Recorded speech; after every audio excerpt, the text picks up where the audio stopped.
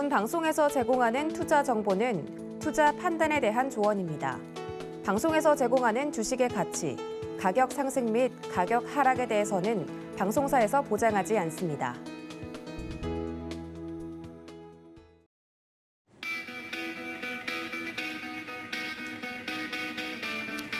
안녕하십니까. 고수익작전 타임 진행의 도지은입니다. 벌써 월말 월초가 다가왔습니다. 이런 시장일수록 최근 시장에서 좀 참여를 하고 있는 투자자분들의 심리가 요즘 많이 힘든 것으로 알고 있는데요.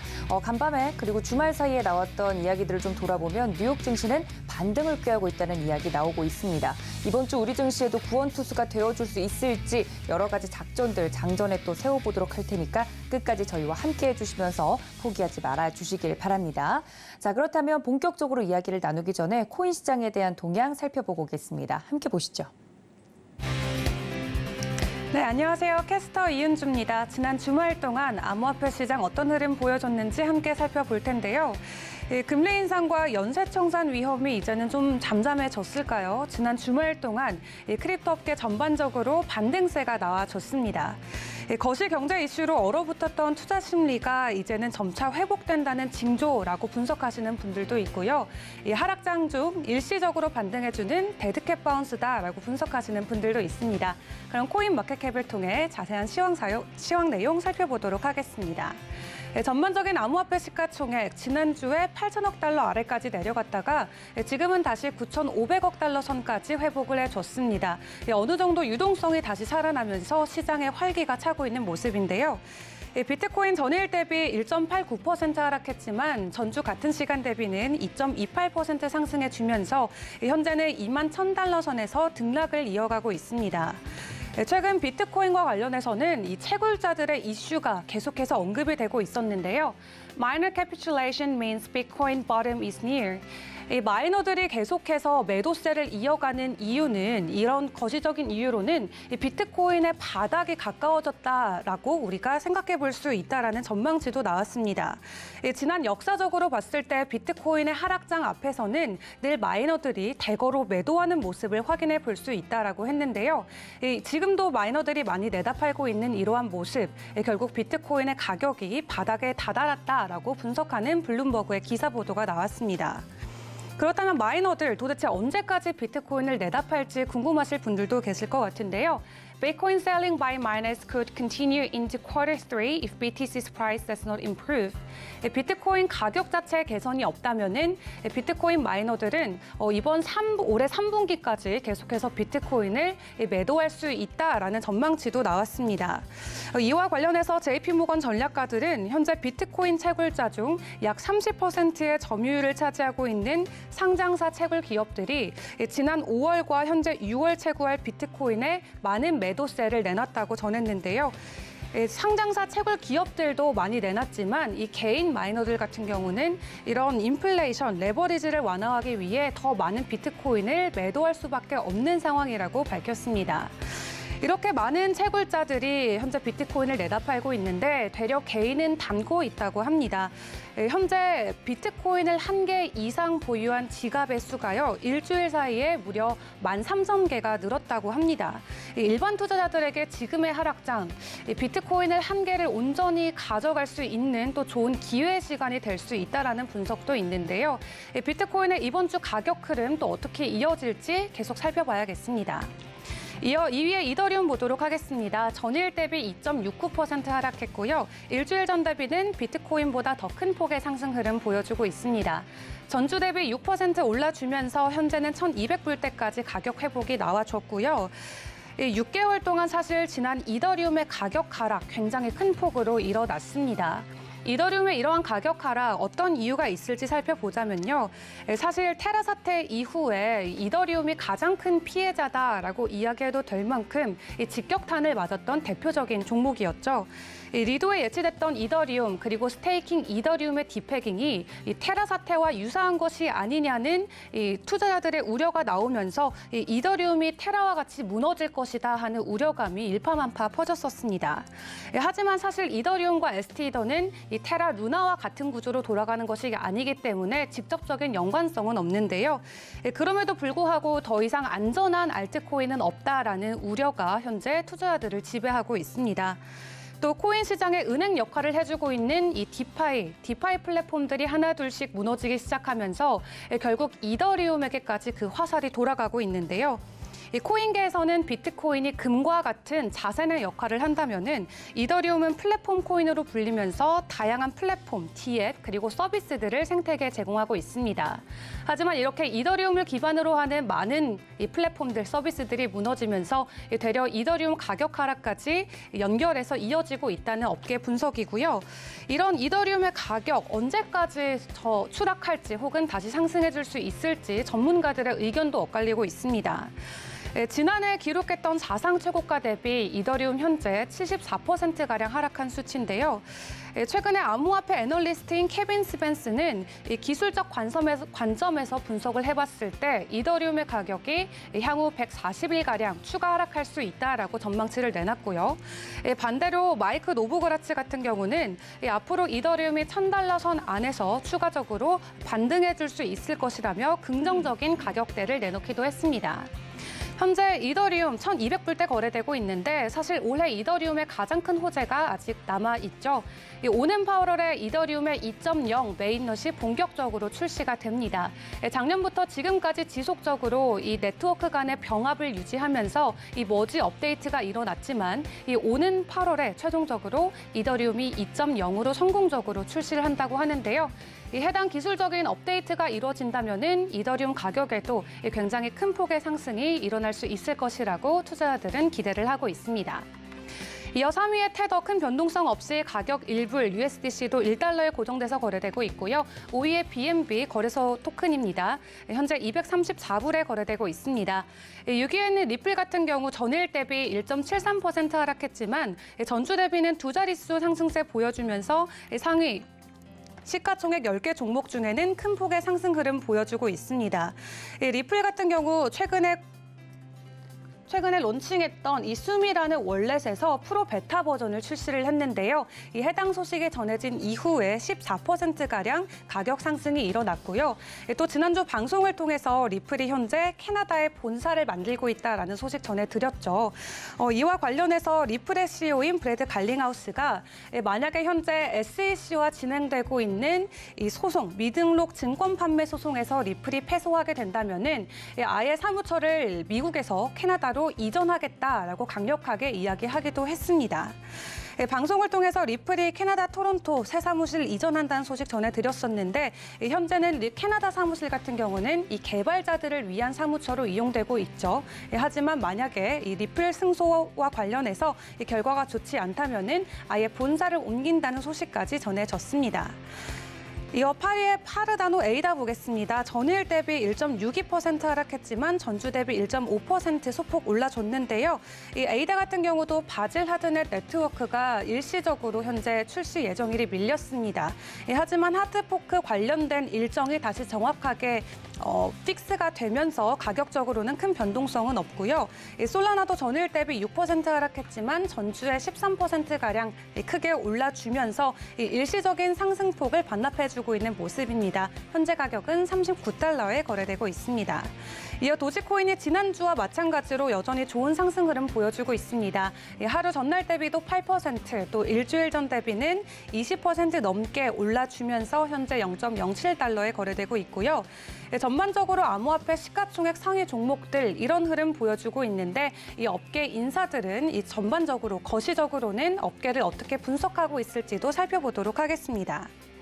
미국의 유명 수필가이자 경제학자인 나심 니콜라스 탈레브 같은 경우에는 이 암호화폐와 관련된 전망치를 지속적으로 부정적으로 이야기를 하고 있습니다. 현재 크립토 윈터, 크립토의 겨울이 왔다고 사람들이 이야기하지만 본인은 겨울이라고 생각하지 않는다고 이야기했는데요. 겨울이라는 단어를 쓸 때는 이 봄이 올 수밖에 없다라는 것을 암묵적으로 이야기하지만 이번 암호화폐 하락장 말 그대로 마지막일 것 같다라고 부정적으로 이야기를 하면서 이번 암호화폐 윈터는 겨울이 아닌 빙하기라는 표현이 더 어울린다라고 지적하기도 했습니다. 반면 그와 정반대의 의견을 내비치는 암호화폐 업계 인사도 있죠. 세계 최대 암호화폐 헤지펀드인 그레이스케일의 최고 경영자죠. 마이클 소넨샤인은 되려 암호화폐에 현재 겨울이란 단어는 어울리지 않다라고 이야기하면서 지금은 겨울이 아니라 다만 일시적인 조정장에 불과하다라고 전망을 내비쳤습니다.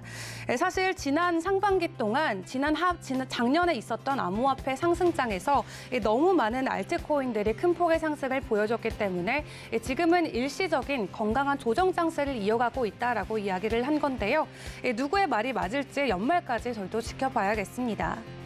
그런 한편 싱가포르의 통화금융청이 이 암호화폐 리더들을 놓고 책임감 있게 하는 행동들을 굉장히 높게 평가한다라고 긍정적인 말을 이어갔습니다. 일각에서는 그의 발언이 최근 그가 암호화폐 업계에 대해서 굉장히 강경한 입장을 보인 것과는 대비된다고 이야기를 했는데요.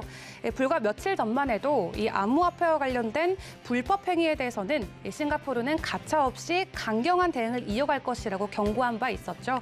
하지만 최근 있었던 테라, 루나, 또 셀시우스와 같은 이 디파이 청산 사태와 관련해서 이 암호화폐 업계 리더들의 행동이 얼마나 책임감이 있는지를 다시 한번 깨닫게 됐다라고 칭찬을 하기도 했습니다. 그런 한편 바이낸스의 CEO인 창펑자오가 암호화폐 규제 금융에 나서겠다며 지난주에 여러 암호화폐 업체들을 검토 중이라고 밝힌 바 있었죠.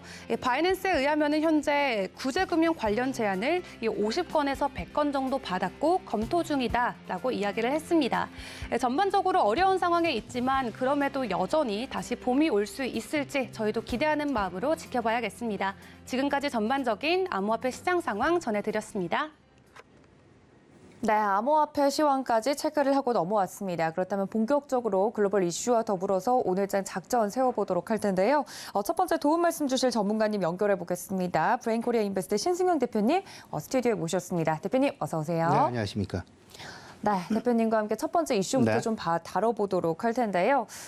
간밤에 그리고 주말 사이에 나왔던 소식들을 좀 살펴보면 뉴욕 증시 기술적 반등이 좀 나오고 있다 이야기를 해드렸습니다만 여전히 힘든 구간을 지나가고 있습니다. 3고 시대라고 하더라고요. 고물가, 고금리 그리고 고환율 여기에 따른 포트 리밸런싱 이야기들이 나오고 있는데 대표님 의견을 먼저 여쭙겠습니다. 네, 실질적으로 지금 뉴욕 시장 상당 부분의 펀드 매니저들 실질적인 포트 리밸런싱에 들어갔다라는 이야기 많이 나오고 있습니다. 말 그대로 경기 둔화를 대비한 소위 말하는 3고라는 부분이 실질적으로 경기에 영향을 미치게 되고 그 경기에 영향을 미치는 부분이 기업 실적 시즌과 더불어서 기업 실적의 다소간의 전망치 하향 조정 가능성 상당 부분 높아지게 되면서 전체적인 포트폴리오의 구성 자체를 성장성 중심에서 이제는 그 안정성 중심으로 그리고 유동성 중심으로 바꾸어가고 있다라는 그런 이야기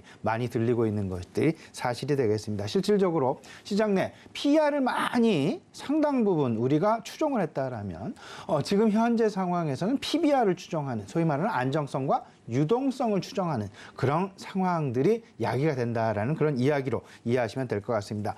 이에 대한 가장 큰 배경, 가장 큰 원인 따져보게 되면 미 연준의 공격적인 금리 인상 부분이 되겠습니다. 통화 긴축이 상당 부분 시장 내 예상했었던 그런 부분들보다 조금은 더 가속화 이런 부분들이 나타나게 되면서 시장이 미리 대비해놓지 못한 미리 사실상 예견은 했었지만 이렇게 빨리 금리 인상을 할까라는 그런 의구심 들게 하면서 시장, 소위 말하는 지난주와 지지난주 시장, 글로벌 시장에 얼어붙는 그런 모습들은 상당 부분 우리들로 하여금 놀라게 가슴을 쓸어낼 수밖에 없는 그런 상황을 야기시켰다라고 봐야 될 것이고 그러면서 시장 내 실질적으로 지금 현재의 상황 조금 좀 과도하게 매도가 된 것은 아니냐라는 그런 기대감 내지는 그런 반등에 대한 어떤 그 양상 나타나고 있다라는 부분도 우리가 좀 생각을 해봐야 될 것 같습니다.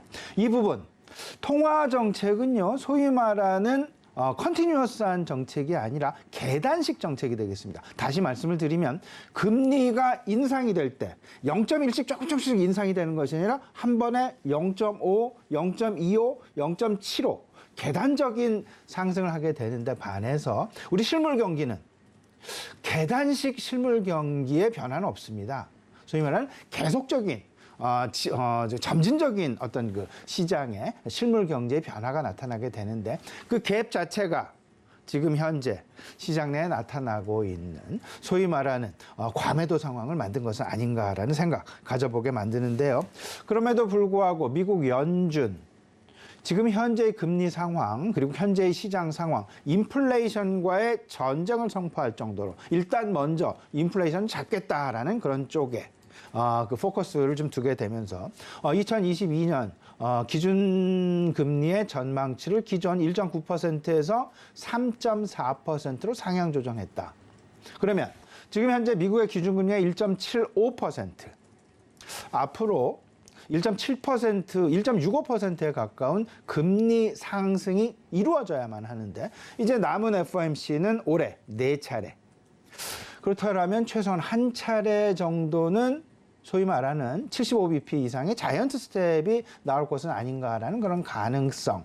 그런 부분들이 지난주와 지지난주 시장을 상당 부분 꽁꽁 얼어붙게 만드는 그런 상황이 아니었나라는 생각입니다. 그러다 보니까 결국은 우리는 인플레이션도 인플레이션으로 보고는 있지만 앞으로의 경기에 대해서 혹여나 둔화 내지는 침체까지 가는 것은 아닌지에 대한 우려감, 소위 말하는 아래 공포가 리세션에 대한 공포가 커지고 있는 그런 상황으로 이해하시면 될 것 같고요. 그러다 보니까 자연스럽게 포트폴리오의 구성 자체가 그동안은 위험자산 선호를 하는 성장성 중심에서 이제는 안전자산을 선호하는 안정성과 소위 말하는 부도 위험, 부도 리스크, 신용경색 리스크 이 부분까지 대비하는 유동성 중심의 어떤 그 포트폴리오가 상당 부분 구성되어져 가고 있다. 그 유동성은 현금 보유 쪽으로 생각을 하시면 될 것 같습니다. 내가 가진 자산을 얼마만큼 빠른 시간 안에 현금화할 수 있겠느냐.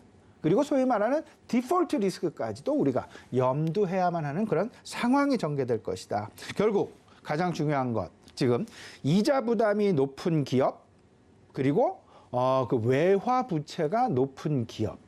이 부분은 우리 기업들 입장에서는 환율이 상승을 하고 있고 그리고 이자율이 상승하고 있는 상황 속에서 나의 대차대조표 그리고 손익계산서의 부담은 계속해서 증가할 수밖에 없는 그런 양상. 그러다 보니까 고금리의 이자 부담이 늘어나게 되고 이런 상황, 결국은 안정성과 유동성, 결국에는 현금성 자산이 높은 기업에 우리는 관심을 가질 수밖에 없다. 고금리가 진행이 되면 지금 현재는 당장은 영업이익률에 대한 걱정을 할 수밖에 없겠지만 한 발 더 나아가게 된다라면 신용 경색에 대한 리스크까지 그 우려 부담까지 증가하게 될 것이다라는 점.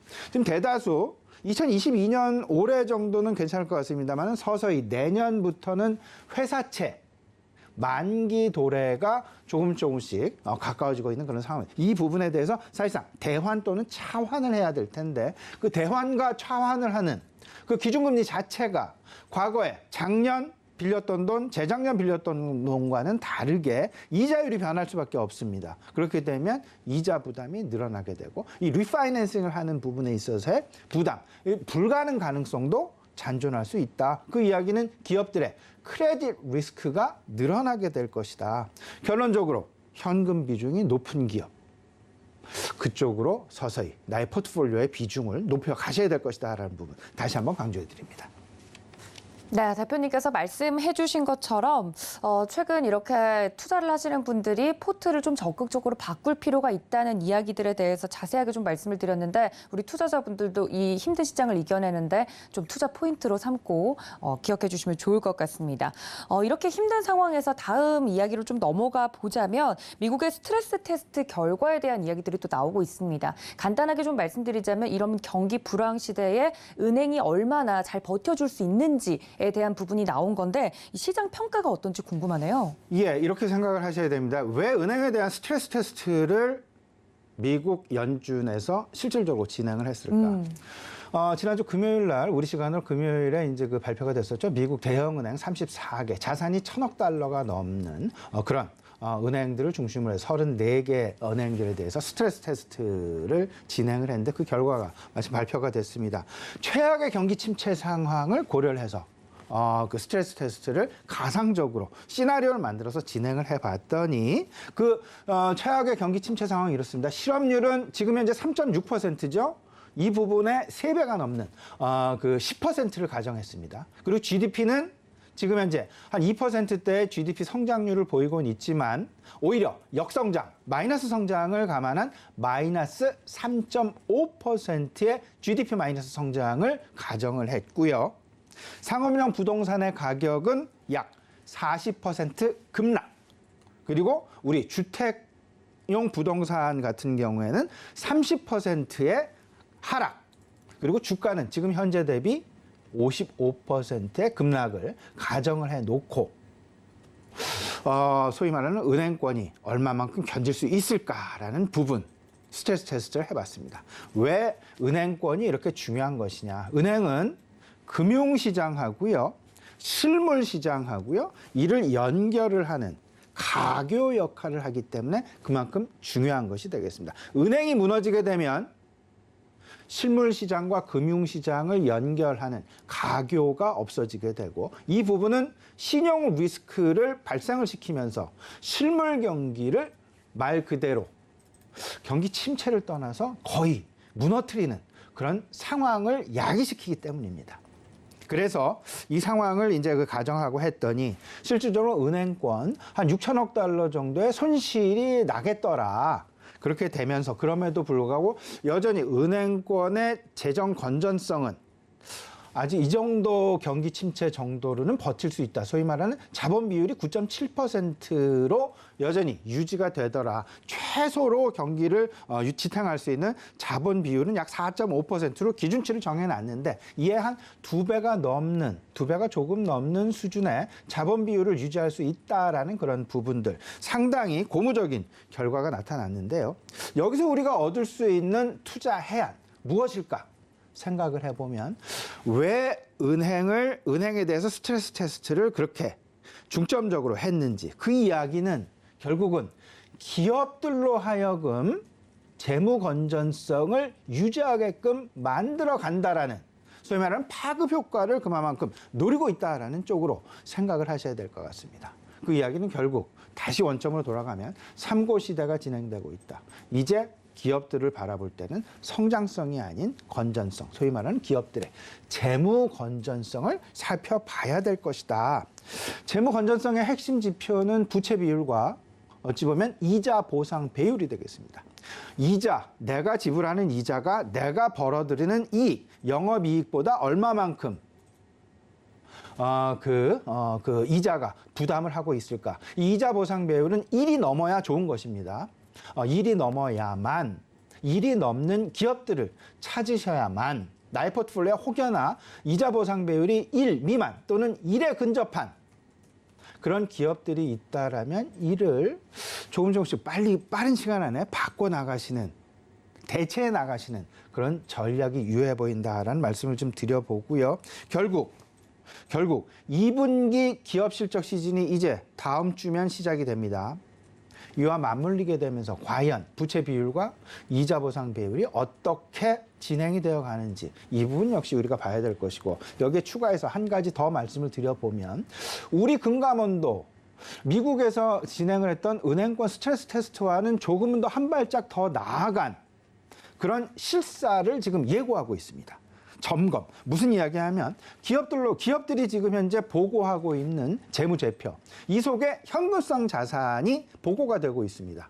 근데 그 보고되고 있는 현금성 자산이 실질적으로 지금 존재를 하는지 아니면 가상의 현금성 자산인지 실태 조사에 나설 것이다라는 그런 이야기. 그만큼 우리 금융당국도 앞으로 현금성 유동성에 상당 부분 관심을 가지고 있다라는 부분, 미국 연준의 은행권 스트레스 테스트와 맞물려서 우리 금융당국의 관심사항, 왜 이런 관심사항이 나오는지 그 이야기는 우리로 하여금 분명하게 기업들에 대한 현금성 보유 자산이 얼마만큼 많은지를 이 부분을 뚜렷하게 우리가 느끼고 점검해야만 하는 그런 어떤 상징적인 의미를 갖는다라는 시사점 분명히 각인해 두셔야 될 것 같습니다.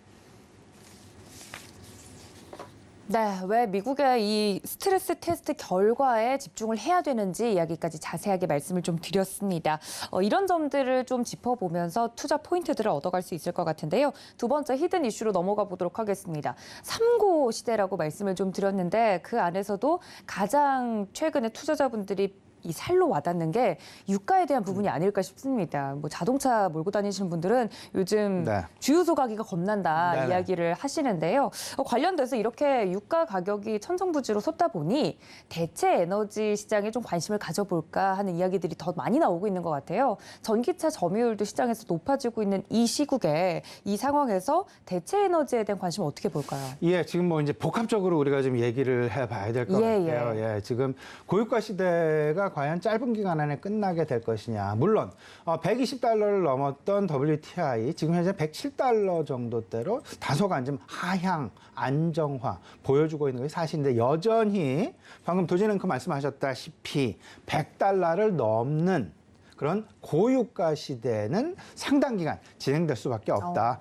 그래프가 나가고 있습니다만 일단 120달러를 넘었던 상황에서 107달러, 5달러대로 지금 다소간 좀 떨어져 있는 그런 상황이지만 여전히 100달러를 넘고 있는 그런 상황. 과연 짧은 시간 안에 100달러 아래로 내려갈 수 있을까?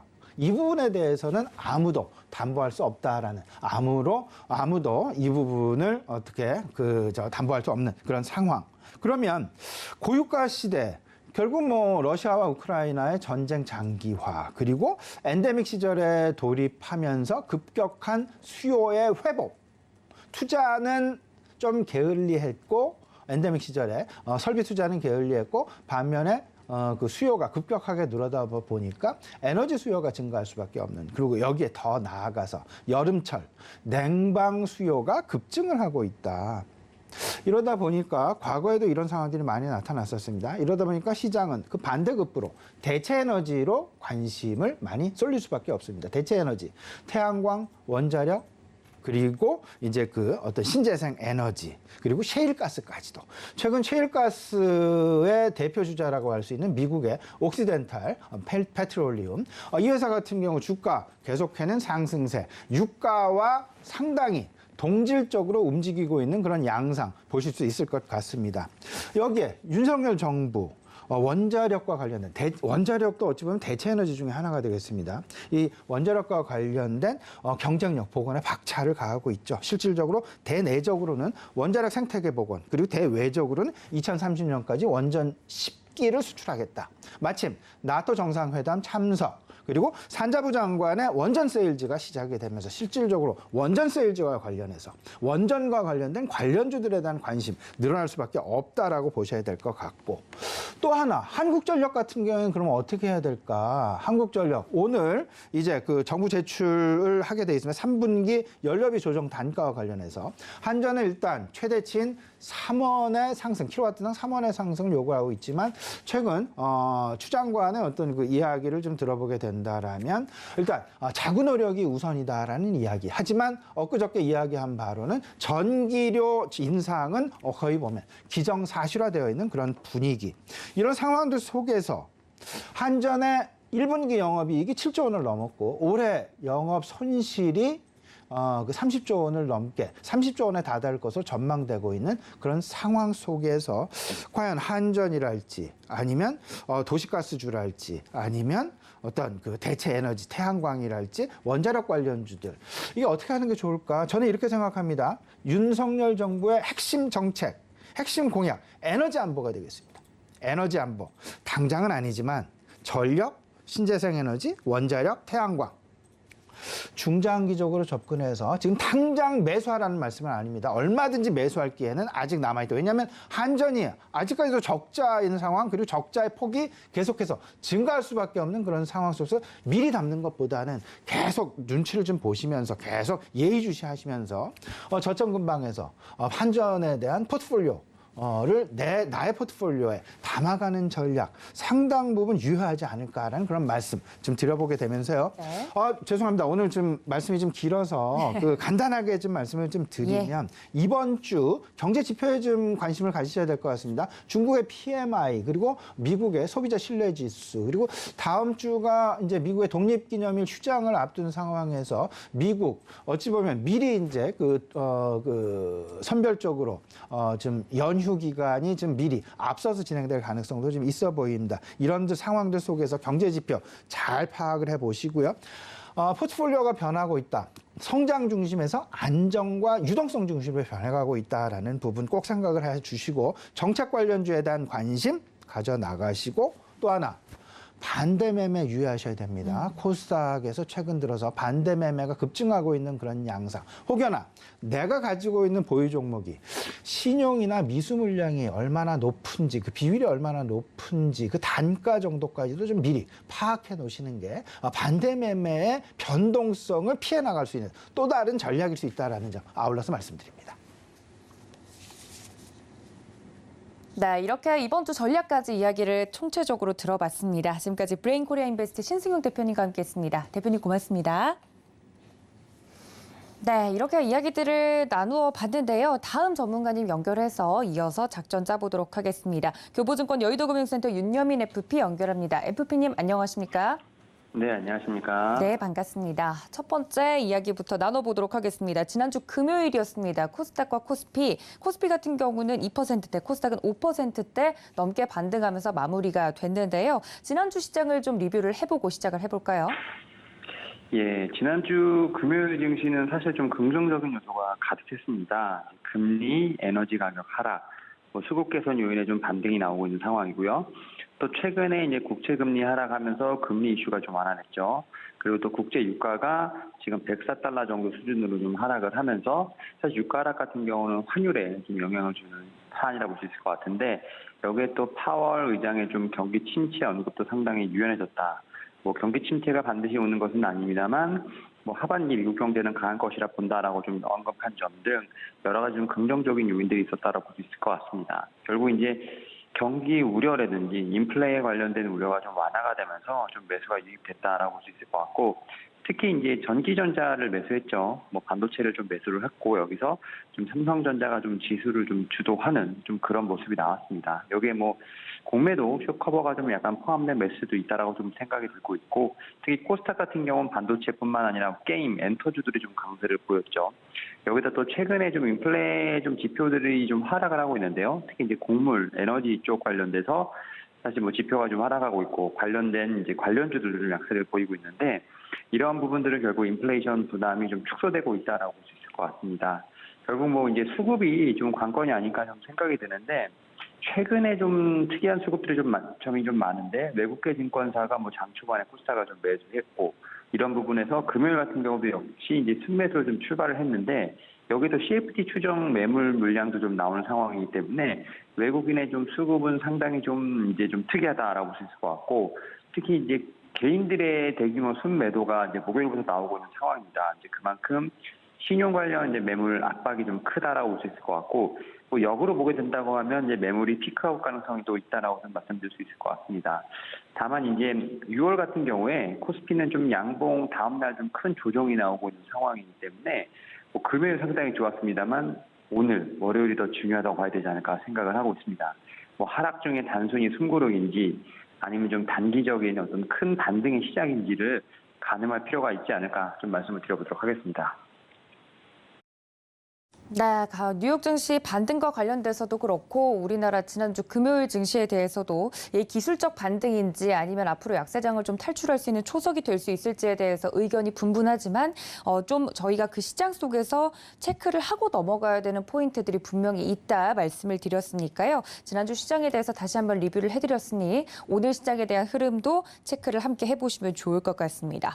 자, 두 번째 이슈로 좀 넘어가 보도록 하겠습니다. FP님께서 저희 방송 통해서 좀 눈여겨보면 좋을 만한 산업과 섹터군들 콕 집어서 이야기를 좀 해드렸는데 자동차 섹터에 대한 이야기를 또 들고 와 주셨다고요. 2분기 실적이 더 기대가 된다 이야기들이 나오고 있는데 자세한 말씀 부탁드릴게요.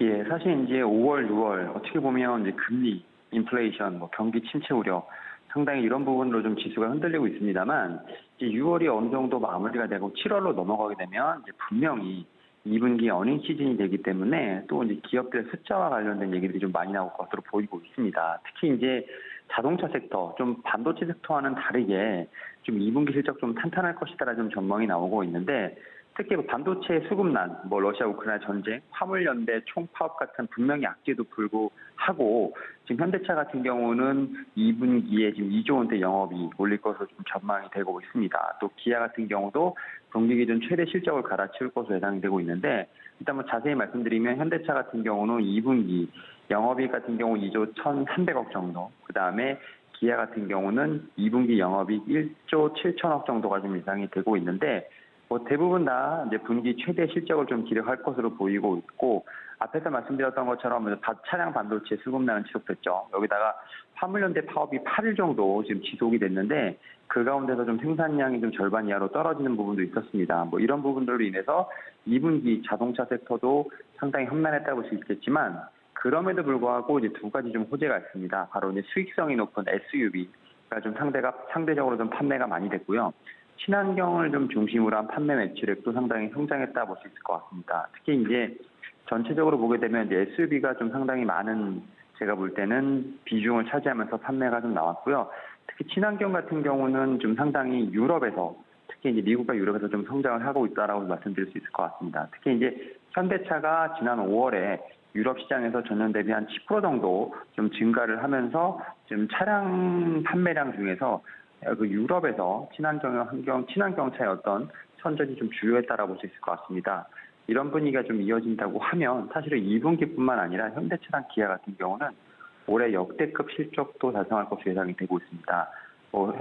현대차 같은 경우는 올해 영업이익 한 7조 1,700억 정도, 그 다음에 기아 같은 경우는 6조 5천억 정도 예상되고 있는 상황이기 때문에 오히려 2분기가 좀 잘 넘어갔고요. 그런 상황에서 보게 된다면 올해까지도 좀 상당히 좋은 모습 보여주지 않을까 생각하고 있습니다. 여기에 뭐 3분기 같은 경우는 차량 반도체 수급난도 좀 어느 정도 개선될 것이라는 기대감도 있기 때문에 이런 부분도 같이 체크해봐야 될 것으로 보이고 있고, 다만 지금 현재 좀 진행 중인 현대차 기아 노조와 어떤 올해 임금, 그다음에 임단협 협상이 좀 변수라고 볼 수 있을 것 같습니다. 지금 좀 계속 교섭이 좀 덜 진행되고 있는 상황인데, 이 파업이 좀 길어질 경우에는 우리가 증권가에서 예상하는 실적 달성이 좀 어려질 수 있는 부분이기 때문에 이만큼 파업에 대한 부분들 어느 때보다 좀 더 집중이 된다라고 좀 말씀을 드릴 수 있을 것 같습니다.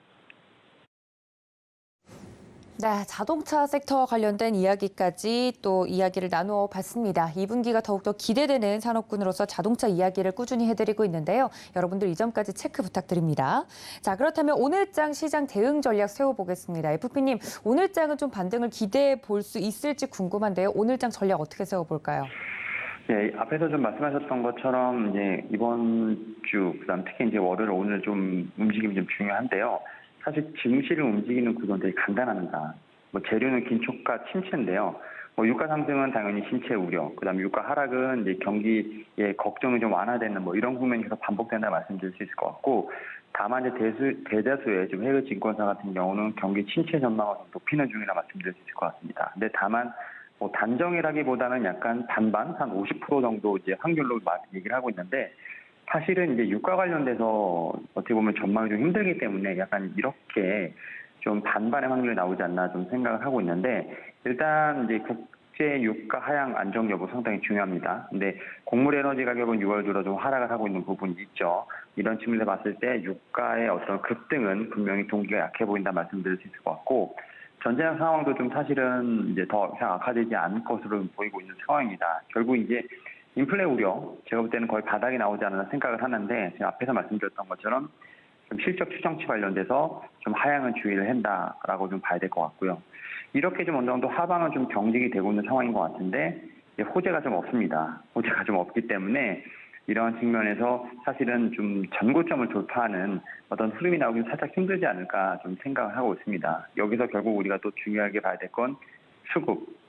어느 정도 지난주에 제가 볼 때는 투매 관련돼서 바닥이 좀 나왔던 상황, 뭐 CFD라든지 공매도 관련된 부분도 영향이 있었습니다만, 결국 신용이 지금 거의 한 3조 정도 좀 나왔기 때문에 분명히 매도 피크가 좀 넘었다 생각을 합니다. 이에 따라서 분명히 반대 매매 구간도 넘어갔기 때문에 오늘 같은 경우도 제가 볼 때는 기술적 반등 분명히 나오지 않을까 생각을 하고 있지만 근본적으로 추세가 상승했다라고 좀 말씀드리기 좀 쉽지 않다. 그래서 오늘 같은 경우는 사실은 뭐 상승 하락에 대한 부분에서 말씀드리면 상승에 좀 더 말씀을 좀 드려봐야겠지만 아직까지는 그 상승이 계속 이어지겠다라고 좀 말씀드리기 쉽지 않다라고 좀 다시 한번 말씀드려보도록 하겠습니다. 네, 단기적인 반등에 기뻐하기보다는 조금 더 이성적인 태도로 시장을 대하는 것이 좋겠다는 이야기까지 전해드렸습니다. 지금까지 교보증권 여의도금융센터 윤여민 FP님과 함께했습니다. FP님 고맙습니다. 네, 감사합니다.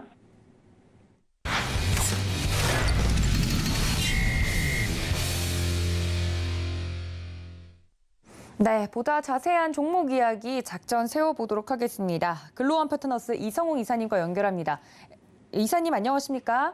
네, 안녕하세요. 네, 반갑습니다. 앞서서도 다른 전문가님들과 이야기를 좀 나눠봤는데 이 전 세계적으로 뉴욕 증시도 그렇고 우리나라 증시도 그렇고 이 단기적 반등에 대해서 의견이 좀 분분합니다.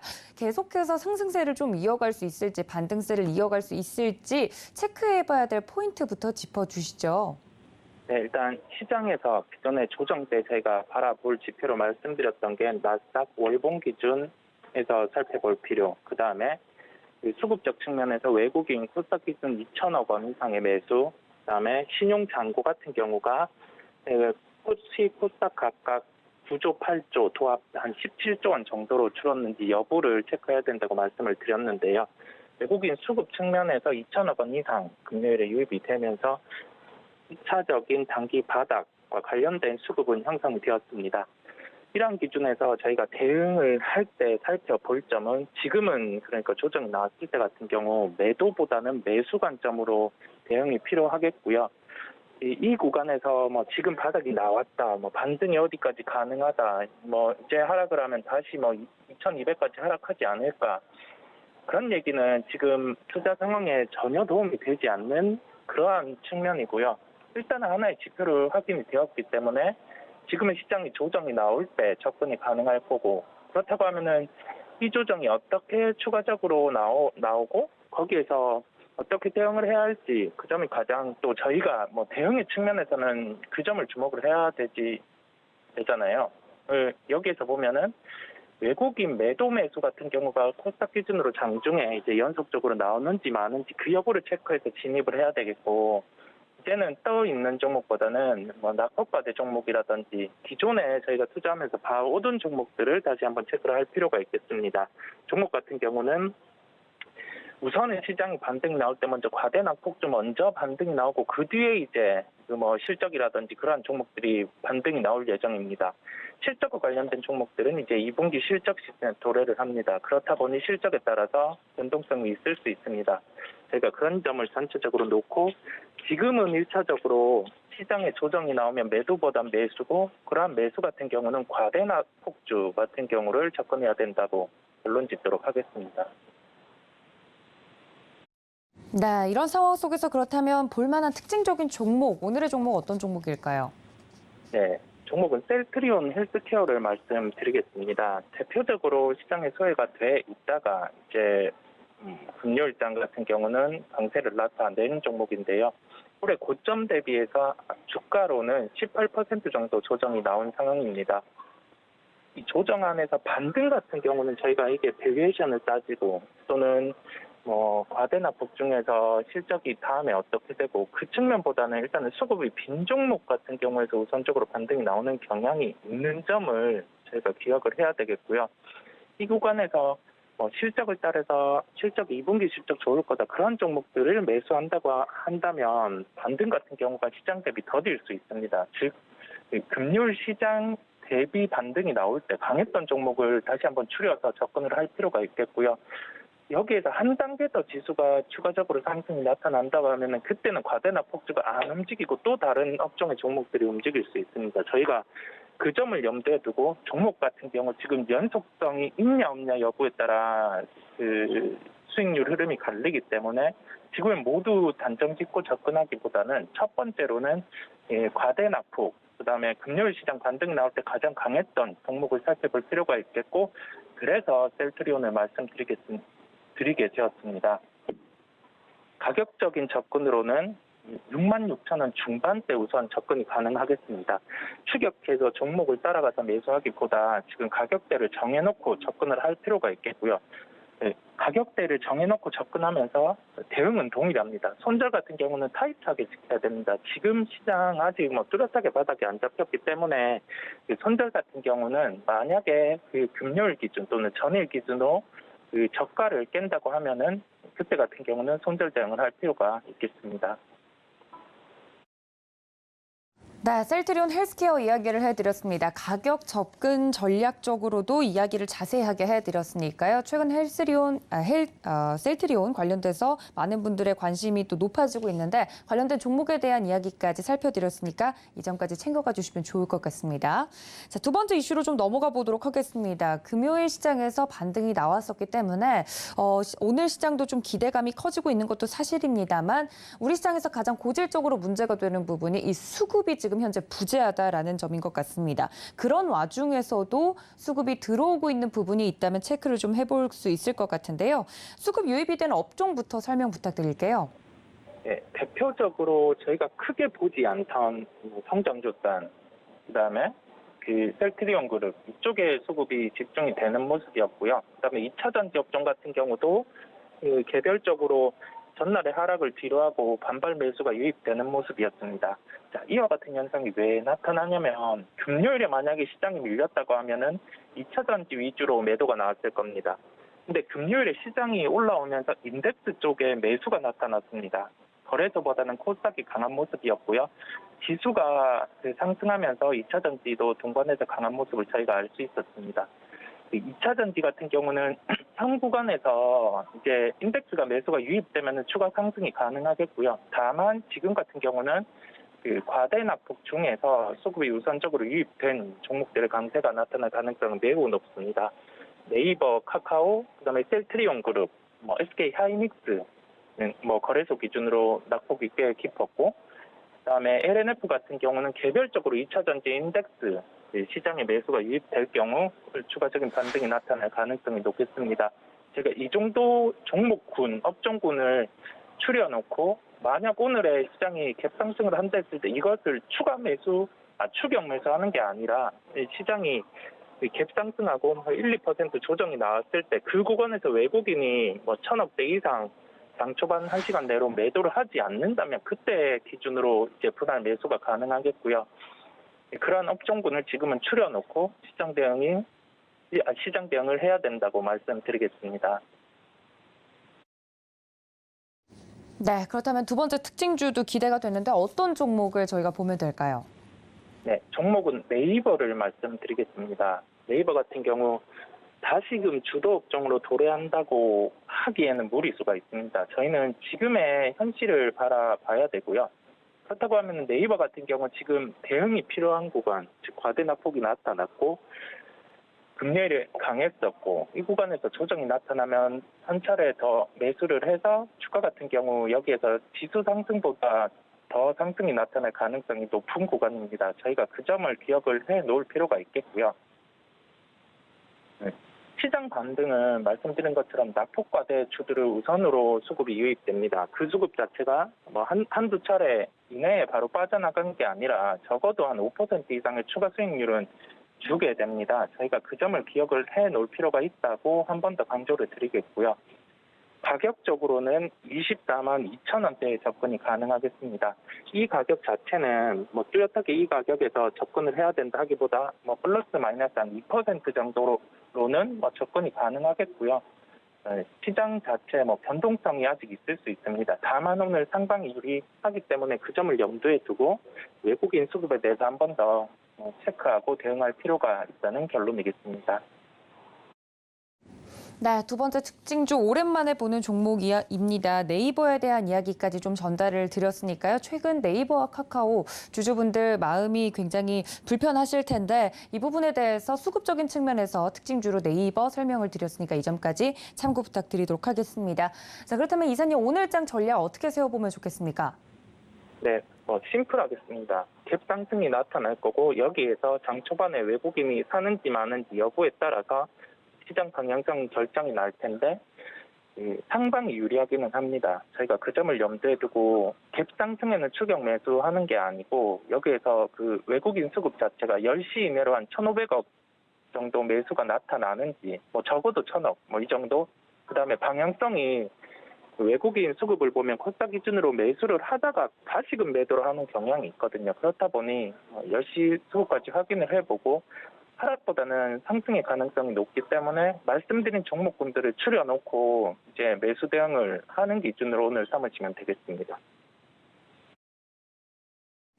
네, 오늘장 전략까지 이야기를 들어봤습니다. 지금까지 글로원 파트너스 이성우 이사님과 함께했습니다. 이사님 고맙습니다.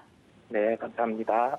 네, 이렇게 오늘장 월요일장 작전을 시작 전에 세워봤습니다. 반등이 기대가 되는 시장이니만큼 여러 가지 이야기들을 나눠봤는데요. 장중에 전략은 저희가 매매 시그널 통해서 잡아드릴 예정이니까 함께 해주시면 감사하겠습니다.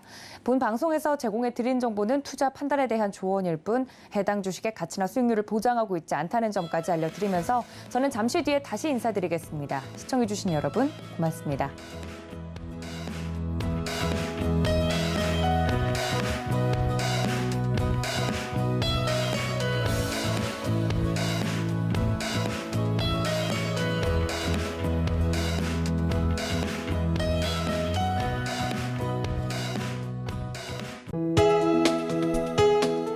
본 방송에서 제공하는 투자 정보는 투자 판단에 대한 조언입니다. 방송에서 제공하는 주식의 가치, 가격 상승 및 가격 하락에 대해서는 방송사에서 보장하지 않습니다.